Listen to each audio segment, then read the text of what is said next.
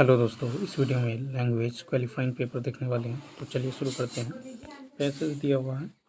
The art of Madhubani paintings is traditional style developed in Mithila region in the village around Madhubani, Bihar. Style of painting has been traditionally used by the women of the region. Through today, men are also involved to meet the demand. The work is done freshly plastered mud walls, ठीक है। उसके बाद देखिए for कॉमेडिकल purpose it is now being done on paper, cloth, etc. The painting are basically of religious nature. They are done in the special rooms of their homes, ठीक है। देखिए on the main village walls etc for ceremonial of reals देखिए ritualistic purpose floral animal and bird motives geometrical designs are used to fill up all the gaps. There is hardly or empty space in this style. The skill is handed down the generation and hence traditional design and patterns are widely maintained. Next है कि the art of Madhubani paintings is learned in the sea यानी families at home, ठीक है। तो यहाँ पे जो right answer हो जाएगा ये होगा C option. Floral is an adjective derived from the noun, तो क्या होगा सी यानी फ्लोरा, ठीक है। तो flora refers to the plants of a particular region. कहता dot on freshly plastered mud walls, the word plastered is an C option यानी participle, ठीक है। तो यहाँ पे देखिए ऑन जो है यहाँ पे प्रीपोजिशन है, फ्रेशली जो है ये एडवर्ब है और प्लास्टर जो है ये एडजेक्टिव है लेकिन पार्टिसिपल के रूप में, ठीक है। तो कहता on freshly plastered mud walls, तो ऑन यहाँ पे प्रीपोजिशन है, फ्रेशली एडवर्ब है और यहाँ पे प्लास्टर्ड जो है एडजेक्टिव यानी participle. The word Genesis means the same as शायर का birth. The word Genesis means the beginning or origin, birth option।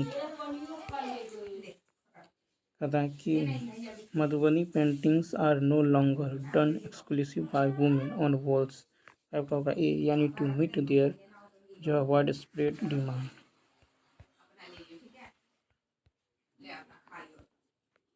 कहता है कि sound reflected back as in mountains, तो ये हो जाएगा सी इको हो जाएगा, ठीक है। यानी आवाज़ का जो है गूंजना, आवाज़ का पहाड़ों में टकरा कर लौटना, ठीक है। इक्लिप्स मतलब होता है ग्रहण और इक्लेयर मतलब होता है मलाई बड़ी छोटी पेस्ट। कहता है यहाँ पे कि Asha was dot made fool by her friend, साथ होगा deliberately. Asha was deliberately made a fool by her friend, यानी आशा को उसके दोस्त ने जानबूझकर मूर्ख बनाया। डिलिबरेटली मतलब होता है जानबूझकर, अननोइंगली मतलब होता है अनजाने में और इनोसेंट माने होता है भोलेपन। कहता है कि how many union territories in India, see 8, there are 8 union territories in India. Next कहता है कि इस संसार में धन ही सब कुछ नहीं है, धन की पूजा सदैव नहीं होती। इतिहास साक्षी है उन व्यक्तियों की कृति अच्छे हैं जिन्होंने केवल धनोपार्जन में अपना जीवन जो है नहीं बिताया, वरन ऐसे कार्य भी किए जिससे मानव समाज का कल्याण हुआ। जिन लोगों का उद्देश्य केवल धन बटोरना रहा, उनकी प्रतिष्ठा स्थायी नहीं रही। पूजा उन्हीं की गई जिन्होंने मानव समाज की भलाई की और उसके कल्याण के क्षेत्र में योगदान दिया है, जिन्होंने धन को ही सब कुछ समझा है। किसी ने जाना तक नहीं कि वे कौन थे, कहाँ गए। मानव समाज स्वार्थ की उपासना नहीं करता। किसकी पूजा सदैव नहीं होती। 9 का बी धन की। उनकी कृति अच्छे हैं जिन्होंने 10 का सी मानव समाज का कल्याण किया। उनकी प्रतिष्ठा स्थायी नहीं रही जिन्होंने ये धन बटोरा। कहता कि पूजा उन्हीं की गई जिन्होंने मानव समाज की भलाई की। मानव समाज किसकी जो है उपासना नहीं करता, तो ये स्वार्थ की। ठीक है। फिर है कि आग और राग कवि किसे कहा जाता है? रामधारी सिंह दिनकर को। ठीक है। तो आग और राग का कवि रामधारी सिंह दिनकर को कहा जाता है। माखनलाल चतुर्वेदी की प्रमुख रचना जो है हिम कृतिनी, युगचारण, समर्पण आदि। नागार्जुन की प्रमुख रचना है युगधारा, प्यासी पथराई, आंखें तालाब की मछलियां आदि। कहता है कि करुण रस के देवता कौन है? करुण रस के देवता कौन है? तो ये है यम। यम करुण रस के देवता है। गंधर्व सोम रस के देवता। कामदेव को प्रेम और आकर्षण का देवता माना जाता है। कहता है स्थिति वाचक अव्यय कौन सा है? ए बाहर। तो देखिए यहाँ पे स्थिति वाचक अव्यय बाहर है। यहाँ कहता है कि वहाँ जहाँ आदि स्थिति वाचक अव्यय का उदाहरण है सोहन।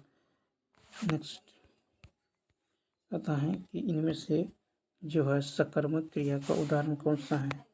तो सोहन केला खाता है। सोहन केला खाता है, यह सकर्मक क्रिया का उदाहरण है। राम तेज दौड़ता है, यह अकर्मक क्रिया का उदाहरण है। मोहन खाता है, यह सकर्मक क्रिया का उदाहरण है। श्याम बहुत तेज दौड़ता है, यह अकर्मक क्रिया का उदाहरण है। चिराग तले अंधेरा का लोकोक्ति अर्थ है सी अपनी बुराई न देखना। चिराग तले अंधेरा इस लोकोक्ति का अर्थ है अपनी बुराई न देखना। नेक्स्ट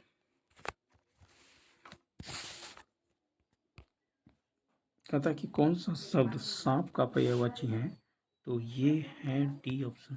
तो देखिए सांप का पर्यायवाची शब्द है अहि, भुजंग, व्याल आदि। कहता है कि किस इतिहासकार ने कवियों का क्रम अनुक्रम से रखा है?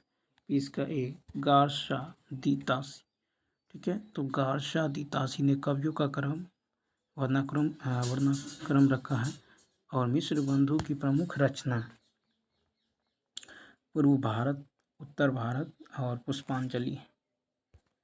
नेक्स्ट है कि अपील शब्द क्या है? 21 का बी विदेशज। अपील विदेशज शब्द है। तत्सम है अंगुली अंधकार, तद्भव है उंगली अंधेरा आदि। देशज है अचानक, अटपटा। कहता है कि हिंदी वर्णमाला में व्यंजनों की संख्या कितनी है? 22 का देखें तो सी 33। हिंदी वर्णमाला में व्यंजनों की संख्या 33 है। स्पर्श व्यंजनों की संख्या 25 है। स्पर्श व्यंजनों की संख्या और यहाँ पे व्यंजन की संख्या कुल 33 है। हिंदी में कुल 52 वर्ण, टोटल वर्ण 52, स्पर्श व्यंजन 25 और व्यंजन वर्ण 33। कहता है कि कौन सा शब्द स्वाधीनता का पर्यायवाची है? तो इसका सी स्वतंत्रता। स्वाधीनता का पर्यायवाची स्वतंत्रता है। आत्मनिर्भरता का विलोम पराश्रित है और स्वच्छंदता का विलोम नियंत्रित होगा।